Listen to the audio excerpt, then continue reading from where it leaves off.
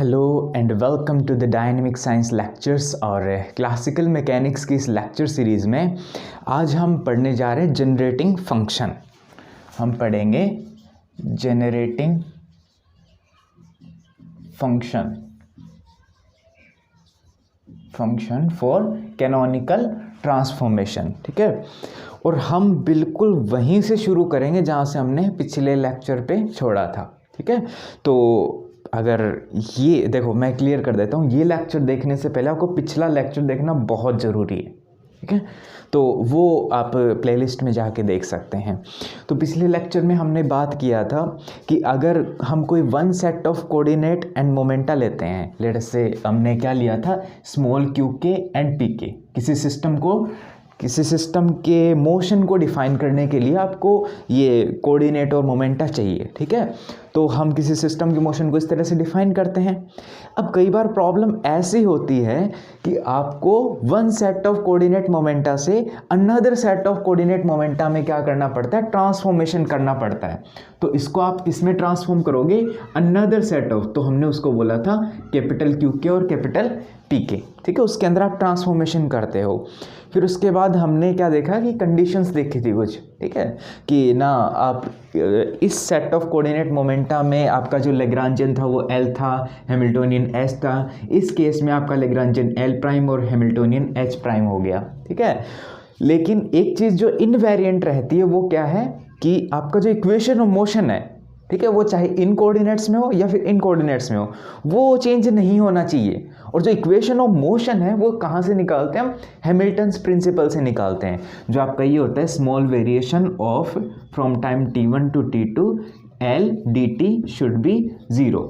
ये था small variation. ठीक है, यहाँ से आपका इक्वेशन ऑफ मोशन निकलता है। ठीक है, तो ये जो चीज़ है वो इनवेरिएंट रहनी चाहिए, है ना। तो ये आइडिया हमने लिया था और उसके बाद में हमने क्या किया था, इस केस में आपका ये कंडीशन था और इस केस में आपका कंडीशन क्या बन जाएगा, डेल्टा t1 से t2 L prime dt equals to 0। फिर हमने L प्राइम का वैल्यू रखा और L का वैल्यू रखा, तो हमारा जो फाइनल इक्वेशन आया था वो आया था df over dt should be equal to summation over k small q के dot p k minus h minus capital q के dot capital p k minus h prime. ठीक है, ये हमारा वो रिजल्ट आया था। अब इस f को हमने क्या बोला था, जनरेटिंग फंक्शन बोला था। और हमने बोला था कि नेक्स्ट लेक्चर में हम इसके बारे में बात करेंगे कि ये जनरेटिंग फंक्शन क्या है, क्यों ज़रूरी है।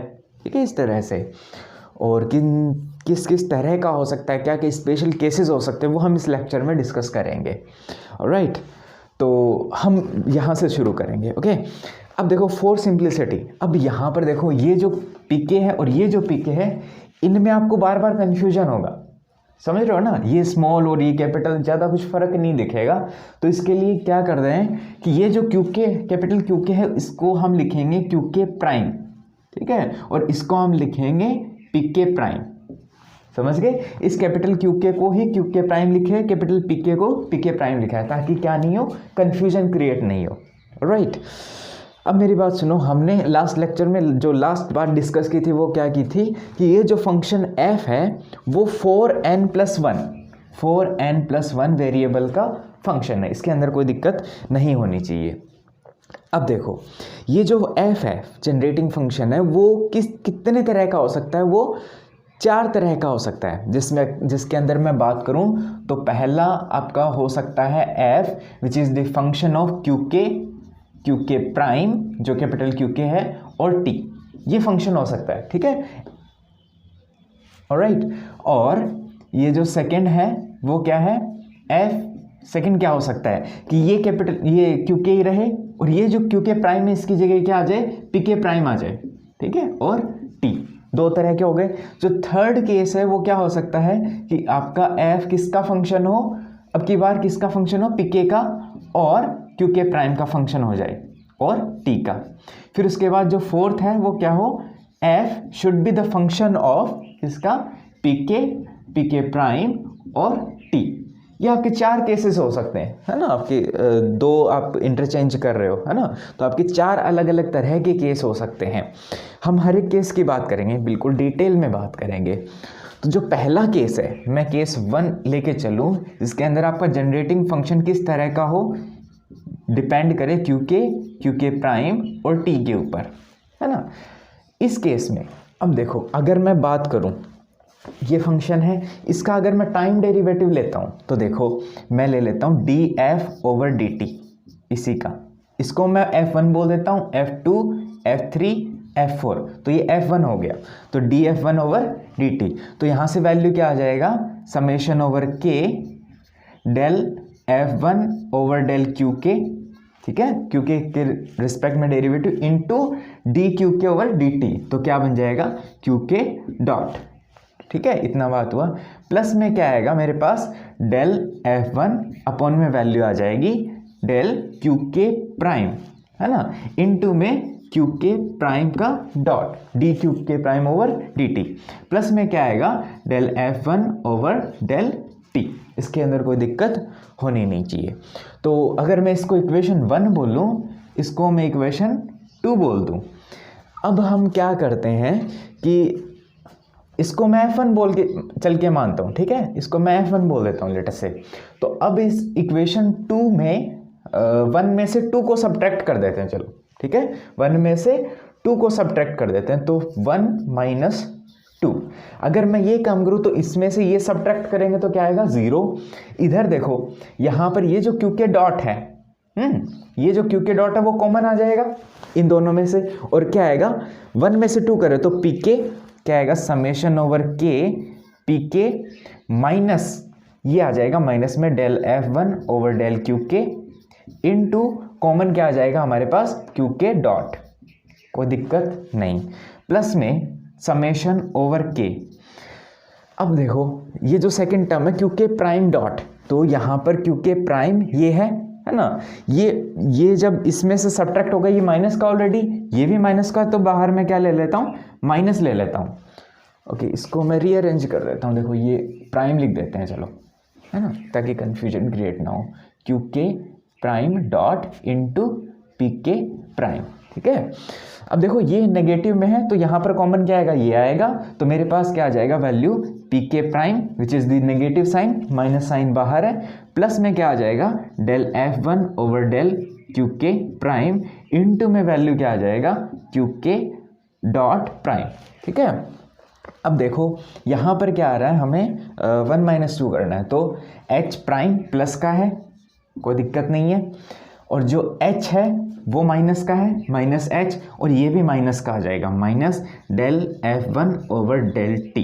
ये इक्वेशन आ गया आपके पास, इक्वल्स टू क्या आएगा आपके पास, 0, है ना। अब हम क्या करते हैं, अब ये जो qk डॉट है, इसको मैं क्या लिख दूँ, dqk/dt,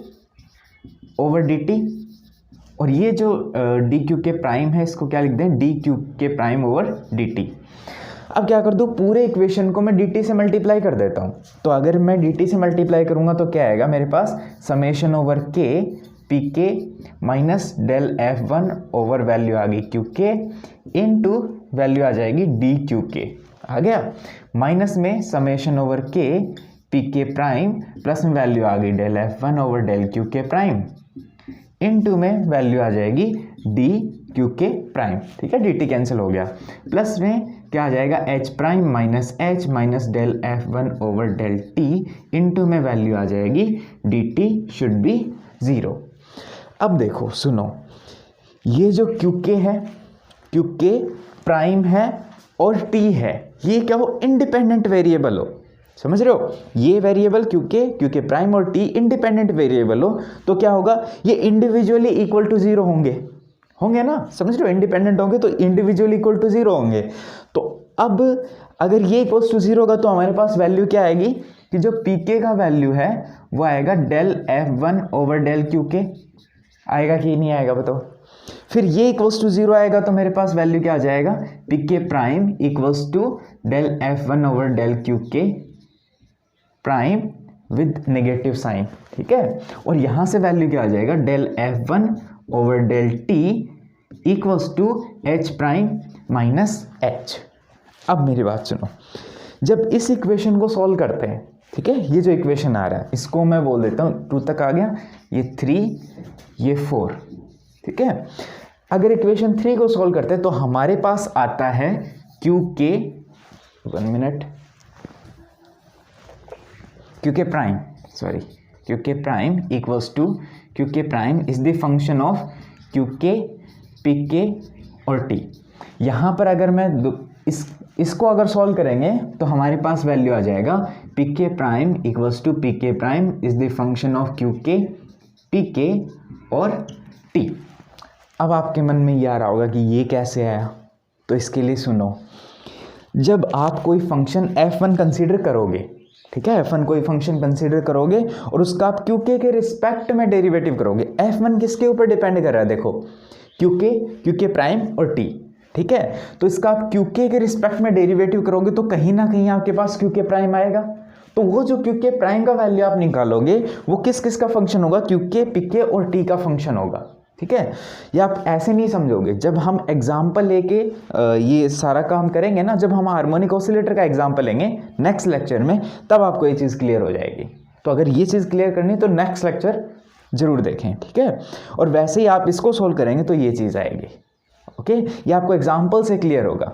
ऑलराइट, अब मेरी बात सुनो, जब इसको हमने सॉल्व किया तो हमारे पास कुछ ऐसा वैल्यू आया। ये अगर आपको याद हो तो हमने इससे पहले वाले लेक्चर में क्या बात किया था कि जो हमने कैनोनिकल ट्रांसफॉर्मेशन की बात की थी, है ना, ये क्या आपको दिख रही है, ट्रांसफॉर्मेशन इक्वेशन दिख रही है, ठीक है। ये old set of coordinate momenta है, ये new set of coordinate momenta है, तो ये दोनों क्या है आपके पास, ट्रांसफॉर्मेशन इक्वेशन है ना। तो ये ट्रांसफॉर्मेशन इक्वेशन ऑब्टेन करने के लिए, क्या बोल रहा हूँ, ट्रांसफॉर्मेशन इक्वेशन ऑब्टेन करने के लिए आपको एक फंक्शन की ज़रूरत पड़ती है, डेल एफ, ये जो f1 है, एक फंक्शन की ज़रूरत पड़ती है, इसलिए हम इस फंक्शन को क्या बोलते हैं, जनरेटिंग फंक्शन कहते हैं। समझ गए, ये बात क्लियर होनी चाहिए। हमें ट्रांसफॉर्मेशन इक्वेशन, जो कैनोनिकल ट्रांसफॉर्मेशन इक्वेशन है, वो ऑब्टेन करने के लिए एक फंक्शन की ज़रूरत पड़ती है, उसी को हम क्या बोलते हैं, जनरेटिंग फंक्शन कहते हैं, ठीक है। तो ये जो इक्वेशन है ये हम साइड में लिख लेते हैं ना। अब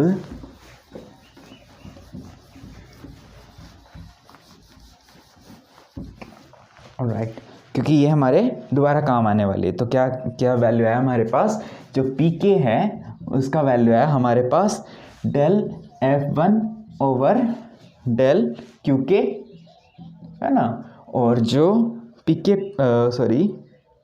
प्राइम, यस, pk प्राइम का वैल्यू है हमारे पास minus del f1 over del qk prime. एक और बात आपको ध्यान देनी है, क्या, कि जो भी दो इक्वेशन आपको ऑब्टेन होगी, इनमें भी ऑब्टेन होगी, इन सभी में, तो जो दो इक्वेशन ऑब्टेन होगी, जैसे ये जो pk की ऑब्टेन हुई है, तो यहाँ पर आपको pk नहीं मिलेगा f1 में, समझ रहे हो, जिसकी भी इक्वेशन ऑब्टेन हुई, जैसे pk प्राइम की ऑब्टेन हुई है f1 से, तो यहाँ पर ये जो f1 है वो pk प्राइम से इंडिपेंडेंट है ना, ये चीज़ आपको ध्यान रखनी है ना। तो वही दो इक्वेशन आपको ऑब्टेन होगी, बाकी ये जो इक्वेशन है वो सभी में सेम आएगी, है ना। ये भी मैं लिख देता हूँ आपके लिए, del f1 over del t is equal to h prime minus h। अब समझो, अब क्या है कि हम सेकंड केस की बात करते हैं, केस 2 की, ऑलराइट। ये हमारे काम का नहीं है।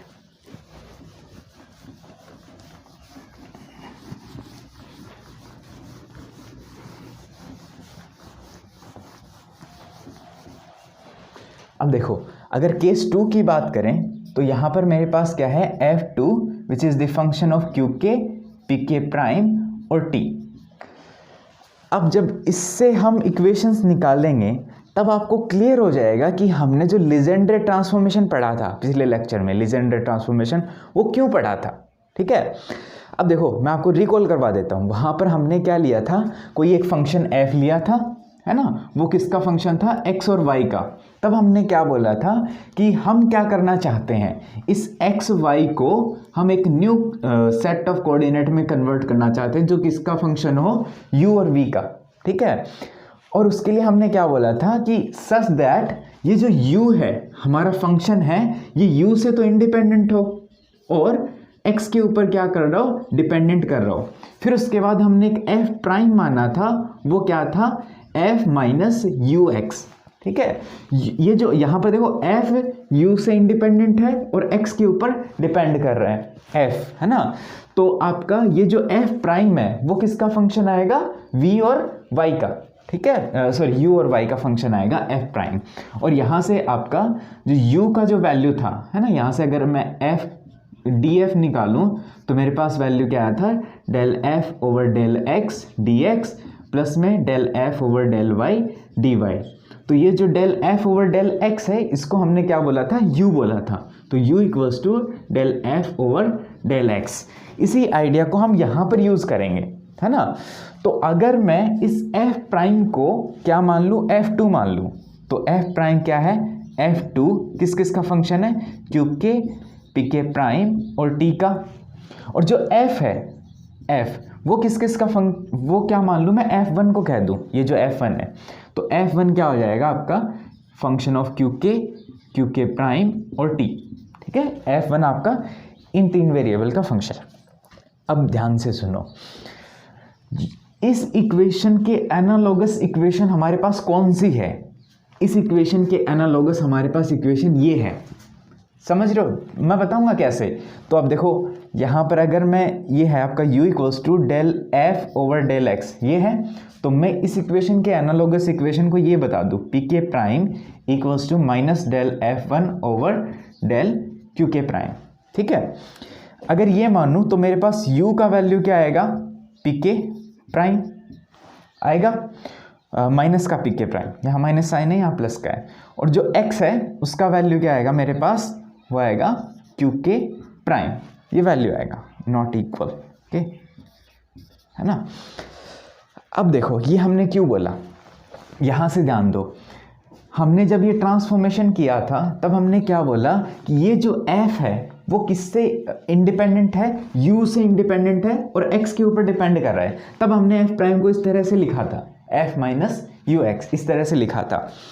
अब यहाँ पर देखो कि ये जो हमारा f है, f क्या बन गया, f1 बन गया, तो किससे इंडिपेंडेंट होना चाहिए, किससे इंडिपेंडेंट होना चाहिए, u से। अब u हमारा क्या है, पी के प्राइम, तो ये f1 आपका पी के प्राइम से इंडिपेंडेंट है ना, तो इसलिए हमने u को ये मान लिया। फिर उसके बाद जो x हमारा क्या है, क्यू के प्राइम, तो आपका f है, जो f है वो f1 बन गया, वो किसके ऊपर डिपेंड करना चाहिए, क्यू के प्राइम के ऊपर, तो वो डिपेंड कर रहा है। ठीक है, अब हम एक इस इक्वेशन से अगर मैं वैल्यू पुट करूं तो हमारे पास वैल्यू क्या आ जाएगा, f2 which is the function of Q के, पी के प्राइम और t इक्वल्स टू f1, ठीक है, which is the function of Q k prime और t। ठीक है, अब यहाँ पर हमारे पास क्या था, माइनस यू एक्स, है ना, तो यहाँ पर u क्या है, ये माइनस का पी के प्राइम, तो माइनस माइनस क्या बन जाएगा, plus summation over k p के प्राइम इनटू में क्यू के प्राइम, ये वैल्यू आ गया हमारे पास। ठीक है, और यहाँ से अगर मैं f1 का वैल्यू निकालूं, ठीक है, f1 का वैल्यू निकालूं तो वो क्या आ जाएगा मेरे पास, f1 equals to f2 minus summation over k p के प्राइम इनटू में क्यू के प्राइम। ठीक है, ये वैल्यू आ गया f1 का। अब देखो मैं क्या बता रहा हूँ, जो हमने बताया कि ये जो f2 है वो किससे इंडिपेंडेंट है, क्यू के प्राइम से इंडिपेंडेंट है। ठीक है, f2 क्यू के प्राइम से इंडिपेंडेंट है, चेक करके देख लो कैसे। अगर मैं इसी का del f2 over del Q k prime derivative करता हूँ क्यू के प्राइम के रिस्पेक्ट में, तो ये क्या आ जाएगा, del f1 over del Q k prime. ठीक है, और इसका भी डेरिवेटिव, इसका डेरिवेटिव करेंगे तो ये कांस्टेंट है, इसका कितना हो जाएगा 1, तो मेरे पास वैल्यू आ जाएगा प्लस में पी के प्राइम, ये वैल्यू आ गया। अब ये जो del f1 over del Q k prime है, इसका वैल्यू क्या होगा, del f1 over del Q k prime, इसका वैल्यू क्या आ जाएगा, माइनस ऑफ पी के प्राइम। तो ये अगर मैं वैल्यू रखूँ क्या आएगा, माइनस ऑफ पी के प्राइम प्लस में पी के प्राइम, तो इक्वल्स टू वैल्यू क्या आ गया, 0।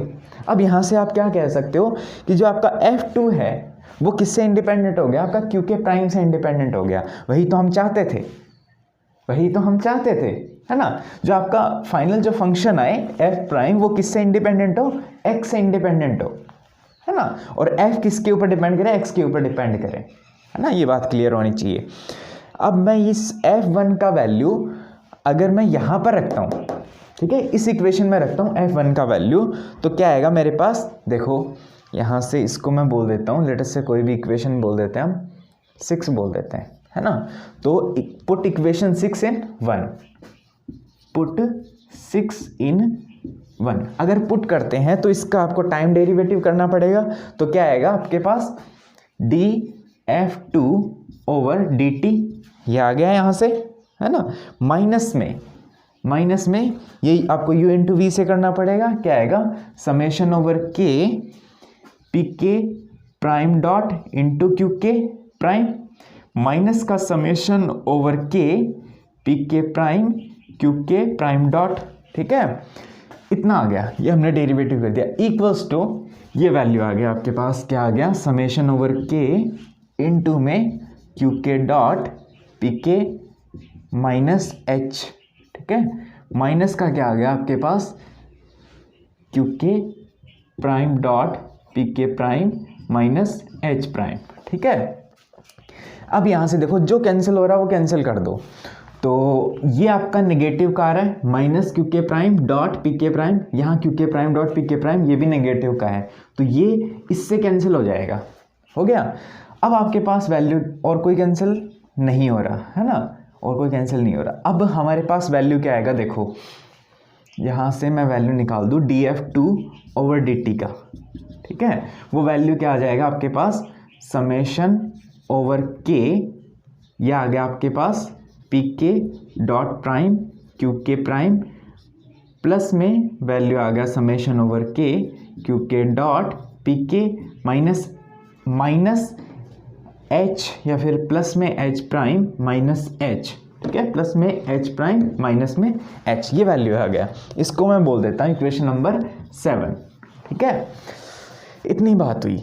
अब हमें क्या चाहिए, df2 ओवर dt का एक और वैल्यू चाहिए, वो हम यहाँ से निकालेंगे, यहाँ से इस इक्वेशन को, इस इक्वेशन का हम क्या करेंगे df2 ओवर dt और नॉट दिस इक्वेशन, जो हमने f2 मानना था, है ना, f2 किसका फंक्शन है, क्योंकि पी के प्राइम और t का, हम इसी का टाइम डेरिवेटिव करते हैं। अगर मैं f2 का टाइम डेरिवेटिव करूं df2 ओवर dt, ठीक है, तो मेरे पास वैल्यू क्या आएगा, पहले क्यू के रिस्पेक्ट में तो आएगा summation over k del f2, right, yes, हाँ, del f2 over del Q के डॉट, प्लस में वैल्यू आ जाएगा del f2 over del P के प्राइम इंटू पी के प्राइम डॉट, है ना, प्लस में del f2 over del t आ गया। अब यहाँ से क्या करें, इसको इक्वेशन 8 दे दो, अब क्या कर दो, इक्वेशन 7 में से 8 को सब्ट्रैक्ट कर दो, तो 7 माइनस 8, अगर सब्ट्रैक्ट करूँगा ये तो 0 हो जाएंगे। यहाँ से देखो ये आपका क्या आ रहा है, पी के प्राइम डॉट, तो पी के प्राइम डॉट ये है, 2 सब्ट्रैक्ट हो रहा है, तो ये प्लस का आएगा और ये माइनस का आएगा, ये वैल्यू, तो मेरे पास वैल्यू क्या आ जाएगा summation over k q k prime, minus में वैल्यू आ गया del f2 over del P के प्राइम, ठीक है, इनटू में वैल्यू आ गया आपके पी के प्राइम डॉट, ठीक है, ये आ गया एक, देखो यहाँ से। फिर उसके बाद हम क्या करते हैं, इसमें से ये सब्ट्रैक्ट करेंगे, तो प्लस में वैल्यू क्या आ गया मेरे पास समेशन ओवर के, क्या कॉमन आएगा क्योंकि डॉट, तो मेरे पास वैल्यू आ जाएगा p k minus del f2 over del Q k, into में वैल्यू आ गया आपके पास क्यू के डॉट, ठीक है। अब क्या करना है, प्लस का h prime minus h minus del f2 over del t, ठीक है, इक्वल्स टू 0। अब वही बात मैं दोबारा बोल रहा हूँ, पी के, चलिए देखो यहाँ पर वो काम करेंगे जो हमने किया था, dt से ऊपर नीचे मल्टीप्लाई कर देंगे, ठीक है, और फिर उसके बाद मैं क्या बोल रहा हूँ, जो पी के प्राइम है, क्यू के है और t है, वो क्या हो, इंडिपेंडेंट वेरिएबल हो, तब ये इंडिविजुअली इक्वल टू 0 होंगे, तो हमारे पास वैल्यू क्या आएगा यहाँ से, वो आएगा q k prime equals to del f2 over del P के प्राइम, ठीक है, और यहाँ से इस पी के का वैल्यू आ जाएगा del f2 over del Q के, और इसका वैल्यू क्या आ जाएगा, h prime minus h equals to del f two over del t. अब कंपेयर करो, देखो ये जो चीज़ आया और ये आया बिल्कुल सेम आया, कोई दिक्कत नहीं है, ठीक है। ये आया और ये आया, कोई दिक्कत नहीं, इनमें दोनों सेम है। अब देखो यहाँ से हमारे पास जो दो इक्वेशन आई, एक तो क्यू के प्राइम और एक पी के, क्या आपका F2 इन दोनों के ऊपर डिपेंड कर रहा है। देखो F2 किसका फंक्शन है, क्यू के पी के प्राइम, तो यहाँ से हमारे पास वैल्यू क्या है, क्यू के प्राइम का, और किसका वैल्यू है, पी के का, तो इसके ऊपर डिपेंड नहीं कर रहे, तो वहाँ से आपकी क्या आ जाएगी, ट्रांसफॉर्मेशन इक्वेशन आ जाएगी, ठीक है। तो ये आ गया आपका F2। तो ये दो इक्वेशन होगी, इनको हम यूज़ लेंगे। फिर उसके बाद अगर मैं तीसरा केस कंसिडर करता हूँ F3 का, है ना, तो देखो बिल्कुल वही सेम हमारा क्या रहेगा, तरीका रहेगा जो हमने इसमें यूज़ किया है। तो देखो क्या आएगा, अगर मैं तीसरा केस कंसिडर करता हूँ F3 पी के क्यू के प्राइम और टी का फंक्शन, यहाँ पर हम दोबारा वो लेजेंडर ट्रांसफॉर्मेशन का यूज़ करेंगे, और ये जो इस बार ये जो u है वो हम किसके इक्वल मानेंगे, पी के इक्वल मानेंगे, ठीक है। तो अब यहाँ पर जो आपका ये था u equals to del f over del x, वो किसके इक्वलेंट मानेंगे हम, p k which is equal to del f one over del Q k, है ना। तो आपका u क्या है, आपका पी के है, ठीक है, और आपका x क्या है, क्यू के है, ठीक है, कोई सा भी नेगेटिव का नहीं है। और जो आपका क्या हुआ, f प्राइम क्या बन जाएगा, f3, f क्या बन जाएगा, f1। तो आपका जो फाइनल इक्वेशन क्या आ जाएगा, f3 equal to f1 minus ux, तो आपका क्या आ जाएगा, माइनस समेशन ओवर के, u पी के है और ये क्या है, क्यू के है, ठीक है, ये आपका इक्वेशन आ जाएगा। और यहाँ से आप क्या कर सकते हो f1 का वैल्यू निकालते हैं, तो मेरे पास वैल्यू आ जाएगा f3 प्लस में समेशन ओवर पी के क्यू के, ठीक है। इसको आप कोई भी इक्वेशन बोल दो, 8 9, ठीक है, इक्वेशन नंबर 9। यहाँ से इस f1 का वैल्यू यहाँ रख देते हैं, हम इक्वेशन 1 में रख देंगे, और क्या कर देंगे, फिर उसके बाद वही सेम प्रोसेस चलेगा। जो आपका f3 है, f3 किसका फंक्शन है, पी के क्यू के प्राइम और t का, है ना, तो वो आप ये इक्वेशन ऑब्टेन कर सकते हो। उसके लिए क्या आ जाएगा, del f3 over del P k into में पी के डॉट प्लस में del f2 over del Q k prime into q k prime dot, है ना, प्लस में del f3 over del t। और वैसे ही यहाँ से आप f1 का वैल्यू यहाँ रख के वही आपका क्या कर दोगे, दो इक्वेशन ऑब्टेन कर लोगे, है ना। और देखो दो इक्वेशन कौन कौन सी आएगी यहाँ से, देखो जिसका फंक्शन नहीं है, f3 किसका फंक्शन नहीं है, एक तो क्यू के का फंक्शन नहीं है और एक किसका फंक्शन नहीं है, पी के प्राइम का फंक्शन नहीं है, तो ये आपके पास दो इक्वेशन आ जाएगी, ठीक है। तो वो दो इक्वेशन आप ऑब्टेन कर सकते हो। अगर हम बात करें फोर्थ केस की, है ना, ये आप कर सकते हो, कोई दिक्कत नहीं है ना। अगर हाँ इसके अंदर आपको कोई डाउट हो तो आप कमेंट कर सकते हो, है ना, तो मैं आपको ये मैथमेटिकल भेज दूंगा। अब हम क्या करते हैं, जो फोर्थ केस है वो कंसीडर करते हैं f4 का, f4, है ना, वो क्या आएगा, फंक्शन है पी के प्राइम और t का, ठीक है। जब आप ये इसको सॉल्व करेंगे तो वहाँ पर आपके पास क्या आएगा, देखो बिल्कुल वही लेजेंडरी ट्रांसफॉर्मेशन करना है ना, तो आपका क्या आएगा, function f4 equal to f1 plus में क्या है आपके पास, समेशन ओवर के पी के क्यू के माइनस में समेशन ओवर के पी के prime into q k prime. अब आप कह दोगे ये कैसे आया, तो वो ऐसे आया, देखो f4 किसका फंक्शन है, पी के प्राइम और t, और वैसे ही f1 किसका फंक्शन है, क्यू के प्राइम और t, ठीक है। ये कैसे आया समझो, हमारा फाइनली क्या आना चाहिए कि ये f4 है वो किससे इंडिपेंडेंट होना चाहिए, क्यू के से भी इंडिपेंडेंट होना चाहिए और क्यू के प्राइम से भी इंडिपेंडेंट होना चाहिए, समझ रहे हो, f4 क्यू के और क्यू के प्राइम दोनों से इंडिपेंडेंट होना चाहिए, इसलिए आपकी दो टर्म्स आई हैं। अब देखो कैसे, पहले आप क्या करो, डेल f4 ओवर डेल किसके रिस्पेक्ट में कर लो, क्यू के रिस्पेक्ट में कर लो, ठीक है। तो मेरे पास वैल्यू क्या आ जाएगा, del f1 over del Q k, है ना, प्लस में यहाँ पर क्यू के रिस्पेक्ट में करेंगे ये 1, ये क्या बन जाएगा, समेशन ओवर पी के, है ना, वो आपका कितना बन जाएगा, पी के बन जाएगा, है ना, ये बन जाएगा आपका पी के। ये कितना आ जाएगा 0, कोई दिक्कत नहीं है। Del F1 over del Q के का वैल्यू कितना है, del F1 over del Q के का वैल्यू है पी के, ठीक है। ऑलराइट, सो ये आपका नेगेटिव आना चाहिए, ठीक है। 1 मिनट, लेट मी चेक।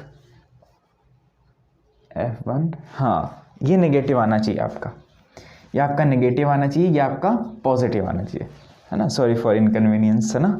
तो अब क्या करोगे, ये आपका क्या आ जाएगा नेगेटिव, इसका आप वैल्यू रखोगे del F1 over del Q के का, तो इसका वैल्यू क्या आ जाएगा पी के, है ना, और ये आ जाएगा माइनस पी के इक्वल्स टू 0। तो ये जो F4 है वो किससे इंडिपेंडेंट होना चाहिए, क्यू के से। फिर उसके बाद सेकंड केस क्या है कि ये जो F4 है डेल F4 ओवर किससे इंडिपेंडेंट होना चाहिए, क्यू के प्राइम, तो डेल क्यू के प्राइम। तो वैल्यू क्या आएगा, del F1 over del Q k prime. यहाँ पर आप डेरिवेटिव करोगे ये 0 आ जाएगा, इसका कितना बन जाएगा प्लस में पी के प्राइम, ठीक है। इसका वैल्यू रखोगे तो क्या है माइनस का पी के प्राइम, तो ये आ जाएगा माइनस का पी के प्राइम प्लस का पी के प्राइम इक्वल्स टू 0, है ना। तो ये वजह है, इस वजह से यहाँ पर ये भी टर्म आई है और ये भी टर्म आई है, ठीक है। तो ये आपको डाउट नहीं रहना चाहिए। प्रोसेस बिल्कुल सेम है, जो हमने F2 के लिए किया था वही आप किसके लिए कर सकते हो, F4 के लिए कर सकते हो, है ना। और वैसे ही आपके पास 2 इक्वेशन ऑब्टेन हो जाएगी। और जो आपके फाइनल रिजल्ट हैं, जो भी फाइनल रिजल्ट आते हैं ना, जो इक्वेशन, वो आपका काम आएगा जब हम पॉइजन ब्रैकेट करेंगे, ठीक है। पॉइजन ब्रैकेट सॉल्व करेंगे, वहाँ पर आपके फाइनल रिजल्ट आपको याद रखने हैं। और ये जो डेरिवेशन है वो एग्जाम पर्पज से भी काफ़ी इंपॉर्टेंट है, ऑलराइट। तो इस लेक्चर में इतना ही, बाकी नेक्स्ट लेक्चर में हम क्या करेंगे, एक एग्जाम्पल करेंगे, उसका प्रोसीजर समझेंगे, ठीक है। प्रोसीजर की इसका एप्लीकेशन किस तरह से करना है और क्या इसका एग्जाम्पल है, ठीक है। तो तब तक पढ़ते रहिए, खुश रहिए, थैंक यू।